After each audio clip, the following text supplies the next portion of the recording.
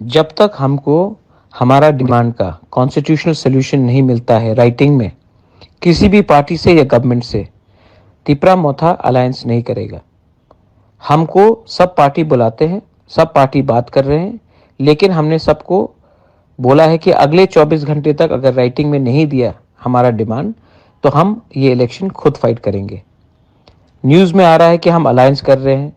हम कोई भी पार्टी के संग अलायंस नहीं करेंगे जब तक राइटिंग में हमारा कॉन्स्टिट्यूशनल सोल्यूशन का डिमांड आप लोग राइटिंग में नहीं देंगे। हमको राइटिंग में देखना है, उसी के बाद हम बात करेंगे, वरना हम अपने इलेक्शन में अकेले लड़ने के लिए तैयार हैं। मीडिया में जो खबर आता है, जो लीक किया जाता है, सबको लगता है कि हम अलायंस पैसे के लिए करेंगे या थोड़ा पावर के लिए। हमारा एक भी एमएलए मिनिस्टर में नहीं बैठेगा, एक भी एमएलए गवर्नमेंट में नहीं बैठेगा जब तक हमारा डिमांड राइटिंग में नहीं दिया जाएगा फॉर आर कॉन्स्टिट्यूशनल सोल्यूशन।